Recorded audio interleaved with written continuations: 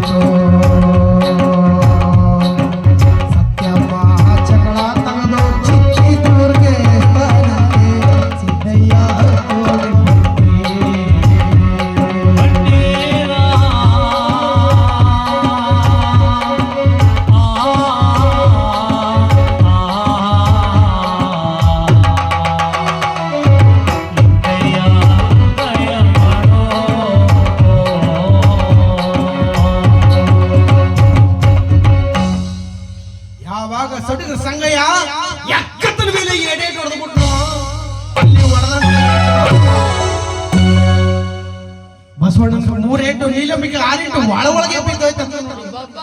ಅവർಗ ಆ ನಾಲಿಗೆ ನಗಾರಿ ಸದ್ದಾದವನು ಜ್ಞಾನ ಆಗ್ಲಿಲ್ಲ, ಕಡುಬಿಲ್ದ ನಗಾರಿ ಡಮ ಡಮ ಸಿಡದಾಗಲಿಲ್ಲ. ಯಾವಾಗ ಇಲ್ಲಿ ಕುದದ ಏಟು ಬಿದ್ದು ಬಿಡ್ತಾವ ಆವಾಗ ಹೆಸರಾಗೋಯ್ತು ನೋಡಿ. ಓ ನಮ್ ಗುರುಗಳು ಯಾರೋ ಬಂದ್ಬಿಟ್ಟಿರ್ಬೇಕು, ಇಲ್ಲಿ ಏನೋ ಕಡೆ ಬಾಗ್ಲಿ ಅಪಾಚತರ ನಡೆದ್ಬಿಟ್ಟದ. ನೀಲಂಬಿಕೆ ನೀನ್ ನನ್ ಕೊಡದೆ ನಾನ್ ನೀನ್ ಕೊಡದಂತ ಒಳಗೆ ಪೇಚಾಡ್ತಾವ್ರ ಗಂಡ ಹೆಂಡತಿ ಇಬ್ರು ಕೂಡ ಪೇಚಾಡ್ಕೊಂಡು ನೋಡ್ ಬರ್ತಾವ್ರ. ಇಲ್ಲಿ ಏನೋ ನಡೆದಿರ್ಬೇಕು ಅಂದ್ಬಿಟ್ಟು ಕಡೆ ಬಾಗ್ಲಿಗೆ ಬಂದ್ರು. ಇಲ್ಲಿ ಸಡ್ಗರ ಸಂಗಯ್ಯ ಗುದ್ದಿ ಸತ್ಯಮ್ಮ ಚಕ್ರನ ಕಿತ್ತಿ ದೂಡ್ಗೆ ಎಸ್ತಿದ್ನಲ್ಲ, ಆ ಸತ್ಯಮ್ಮ ಚಕ್ರ ಜೀವಂತವಾಗಿ ಕ್ವಾಣಮರೆಯಾಗಿ ಬೂದಿನ ಕೌರ್ತ ನಿಂತ್ಕಂತ. ಸತ್ಯಮ್ಮ ಚಕ್ರ ಒತ್ಕ ಬಂದಿದ್ರಲ್ಲ, ಕಿತ್ತಿ ಎಸ್ದಾಗ ಅದು ಬೂದಿ ಗುಡ್ಡ ಮೇಲೆ ಬಿತ್ತು. ಅಲ್ಲಿ ಕ್ವಾಣಮರೆಯಾಗಿ ಬೂದಿನ ಕೌರ್ತ ನಿಂತ್ಕಂತ ನೋಡಿ. ಅದನ್ನೇ ನೋಡ್ತಾ ನಿಂತವನು ಸಡ್ಗರ ಸಂಗಯ್ಯ. ಇದೇನಪ್ಪ ಆಶ್ಚರ್ಯ, ಬೂದಿ ಕೌರ್ತ ನಿಂತದಲ್ಲ ಚಕ್ರ ಅಂತ ಅಂದ್ಬಿಟ್ಟು. ಅಷ್ಟರಲ್ಲಿ ಬಸವಣ್ಣ ನೀಲಾಂಬಿಕಾ ಬರ್ತವರ ಕಡೆ ಬಾಗಿಲಿಗೆ. ಕಡೆ ಬಾಗಿಲಿಗೆ ಬಂದ ಬಸಪ್ಪಚಾರಿ ಯಾರಾದ್ರೂ ಬಂದಿದ್ರಪ್ಪ, ಯಾರಾದ್ರೂ ಲಿಂಗವಂತರು ಬಂದಿದ್ರ, ನನ್ನ ಗುರುಗಳು ಬಂದಿದ್ರ ಯಾರಾದ್ರೂ ಅಂದಾಗ ಬುದ್ಧಿ ಯಾರು ಬಂದಿಲ್ಲ ಬುದ್ಧಿ, ನಾನು ಅಷ್ಟೊತ್ತಿನ ಅಲ್ಲೇ ನಿಂತಿದ್ದಲ್ಲ ಬುದ್ಧಿ, ಯಾರು ಬಂದಿರ್ಲಿಲ್ಲ ಯಾರು ಬಂದಿರ್ಲಿಲ್ಲ ಯಾರು ಬಂದಿರ್ಲಿಲ್ಲ ಅಂದಾಗ ಸಂಗಯ್ಯ ಸರಿಯಾಗಿ ನೋಡು ನೆನಪು ಮಾಡ್ಕೊಂಡು ಹೇಳಪ್ಪ, ಯಾರಾದ್ರೂ ಬಂದಿದ್ರೆ ಯಾರಾದ್ರೂ ಬಂದಿದ್ರ ಅಂದಾಗ ಸಟೀರ್ ಸಂಗಯ್ಯನ್ಗ ಗೊತ್ತಿಲ್ಲ ಇವರೇ ಗುರುಗಳು ಅಂತ ಅಂದ್ಬಿಟ್ಟು ಸಟೀರ್ ಸಂಗಯ್ಯ ಹೇಳ್ತಾರ, ಬುದ್ಧಿ ಯಾರು ಲಿಂಗವಂತರು ಯಾರು ಬಂದಿರ್ಲಿಲ್ಲ, ಆದ್ರೆ ಯಾವನೋ ಹುಟ್ಟು ಪರದೇಶಿ ಬಂದಿದ್ದ ನೋಡಿ. ಎಂಡದ ಗಳಿಗೆ ಏನ್ ಹಿಡ್ಕೊಂಡು ಕುಡ್ಕೊಂಡು ವಾಲಾಡ್ಕೊಂಡು ಈ ರಸಿಗಿನ ಒಳಗೆ ಗಗನಾಥ ಹೊಡ್ಕೊಂಡು ಬತ್ತಿದ್ದ. ಬುದ್ಧಿ ಒಂದು ಆಶ್ಚರ್ಯ ಏನ್ ಗೊತ್ತು ಬುದ್ಧಿ, ಸತ್ಯಮ್ಮ ಚಕ್ರನ್ನ ಹೆಗಲಿಗೆ ಹಾಕ ಬಂದಿದ್ದ. ಅದನ್ನ ಕಿತ್ತು ಎಸ್ಟೇಟ್ಗೆ ನೋಡಿ ಜೀವಂತವಾಗಿ ಕ್ವಾಣಮರೆಯಾಗಿ ಬೂದಿ ಕೊಡ್ತಾ ನಿಂತದ ನೋಡ್ಬುದ್ಧಿ ಅಂತ ತೋರಿಸ್ತಾರೆ. ಅಯ್ಯೋ ಸಂಗಯ್ಯ ನೀಲಂಬಿಕೆ ದೇವಿ ಅಲ್ಲಿ ಮೊದಲನೇ ಶಾಪ ಕೊಡ್ತಾ ಇರೋದು ನೋಡಿ ಆಚಾರ್ಯಗ. ಅಂತ ಆಚಾರ್ಯಗ ಮೊದಲನೇ ಶಾಪ ಕಲ್ಯಾಣದಲ್ಲಿ ತಾಯಿ ನೀಲಾಂಬಿಕಾ ದೇವಿ ಕೊಟ್ಟಂತ ಶಾಪ, ನಿರ್ವಂಶ ಆಗವನಿ ಅಂತ. ಯಾಕಂದ್ರೆ ಬುದ್ಧಿ ಕಳಿಸಿದ್ನಲ್ಲ ಬಸವಣ್ಣವರು, ಅಲ್ಲಿ ಬಸವಣ್ಣ ಹೇಳದ ಮಾತ್ರ ರೀತಿ ಬುದ್ಧಿ ಕಳಿಸಿಬಿಟ್ನಲ್ಲ, ಮೊದಲನೇ ಶಾಪ ಕೊಟ್ಬಿಟ್ರು. ಎಲ್ಲಿಗೋದ್ರು ನಮ್ ಗುರುಗಳು ಅಂದಾಗ ನೋಡಿ, ಇಲ್ಲೇ ಅರಳೈನ ಮನೆ ಕಡೆ ಹೋದ್ರು ನೋಡಿ ಅಂದಾಗ ನೋಡಿ ಹುಡಿಕೊಂಡು ಬೀದಿ ಎಲ್ಲ ಹೋಯ್ತವ್ರ ಬಸವಣ್ಣವ್ರು ನೀಲಾಂಬಿಕಾ. ಎಲ್ಲಿದ್ದಾರೆ ಗುರುಗಳು ಅಂತಂದ ಹುಡಿಕೊಂಡು ಹೋಗುವಾಗ ಆ ಪರಂಜ್ಯೋತಿ ಮಂಟೆಯ ಸ್ವಾಮಿಯವರು ಅರಳೈನವರ ಬೂದಿ ಗುಡ್ಡೆಯಲ್ಲಿ ಮೂಡ್ಲಾಗಿ ಮುಖವನ್ನ ಹಾಕೊಂಡು 2 ಕಣ್ಣನ್ನು ಮುಚ್ಚಿಕೊಂಡು ಆ ಮಂತ್ರವನ್ನ ಜಪ ಮಾಡ್ತಾವರ.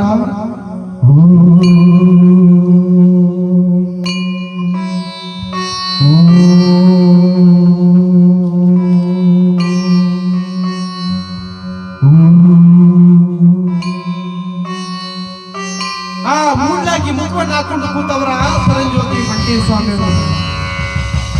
ಕೂತಿರ್ತಕ್ಕಂಥವ್ರನ್ನ ನೋಡ್ಬಿಟ್ಟು ಬಸವಣ್ಣವ್ರು ನೀಲಾಂಬಿಕೆ ಹೋಯ್ತವ್ರ, ಇವರೇ ನಮ್ಮ ಗುರುಗಳು ಅಂತ ಹೇಳ್ಬಿಟ್ಟು ಹೋಗಿ ಪಾದವನ್ನು ಹಿಡಿತವರ.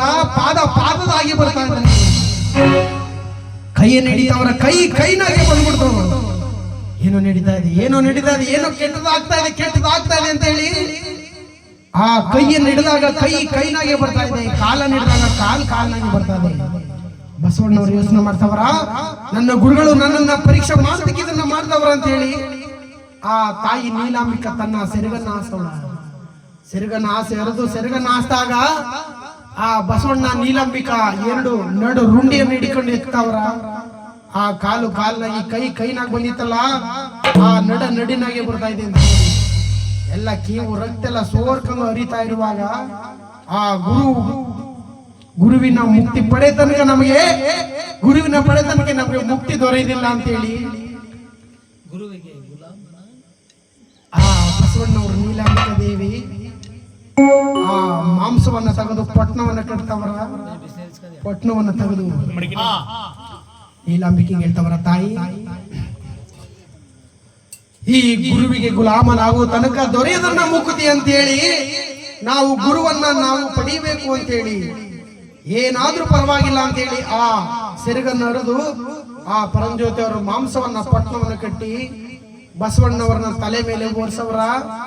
7 ಬೀದಿ 7 ಅಟ್ಟಿ ಸಾಲಿನಲ್ಲಿ ಇರ್ತಕ್ಕಂಥ ಕಲ್ಯಾಣದ ಸಾಲಿನಲ್ಲಿ ನೀಲಂಬಿಕಾ ನಡಿ ಓಡೋಣ ನಾವಿನ್ನು ಅಂತೇಳಿ ಆ ಪರಂಜ್ಯೋತಿಯವನ್ನ ಮಾಂಸದ ಪೊಟ್ಟನೆಯನ್ನ ತಲೆ ಮೇಲೆ ಹೊತ್ಕೊಂಡವರ.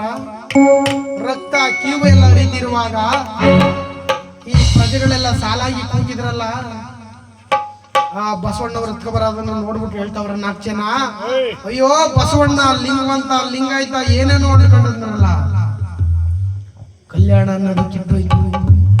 ಆ ಬಸವಣ್ಣವರು ನೀಲಾಂಬಿಕಾ ದೇವಿ ಆ ಮುಟ್ಟದ ತಾವ ಬಂದಾಗ ಆ ಪರಂಜ್ಯೋತಿ ಅವ್ರನ್ನ ಒತ್ಕೊಂಡು ಹೆಗಲಲ್ಲಿ ಬರ್ತಾವ್ರಲ್ಲ, ಪ್ರಜೆಗಳಲ್ಲಿ ನಿಂತು ನೋಡ್ತಾವ್ರ, ಅಯ್ಯೋ ಬಸವಣ್ಣ ಮಾಂಸವನ್ನು ಒತ್ಕೊಂಡು ಬರ್ತಾವನಲ್ಲ, ಲಿಂಗ ಕೆಟ್ಟೋಯ್ತು, ಕಾವಿ ಕೆಟ್ಟೋಯ್ತು, ಕಾಮಂಡ್ಲ ಕೆಟ್ಟೋಯ್ತು, ಇವನಿಂದ ನಮ್ಮ ಕಲ್ಯಾಣದಲ್ಲಿ ಹಾಳಾಯ್ತು ಅಂತೇಳಿ ಬಿಜ್ಜಳ ರಾಣಿಗೆ ಹೋಗಿ ವರದಿಯನ್ನು ಕೊಡ್ತಾವ್ರ. ನೋಡಿ ನೋಡಿ ಬಸವಣ್ಣವರು ಮಾಂಸದ ಪೊಟ್ಟಣೆಯನ್ನ ತಿನ್ನೋಕ್ಕೋಸ್ಕರ ಯಾಕೆ ತಲೆ ಮೇಲೆ ಹೊತ್ಕೊಂಡು ಬರ್ತಿದ್ದಾರೆ ನೋಡಿ. ಇದ್ದಾಗ ಬಹಳ ದುಃಖವನ್ನು ಮಾಡ್ತಾವ್ರ ಬಸವಣ್ಣವರು.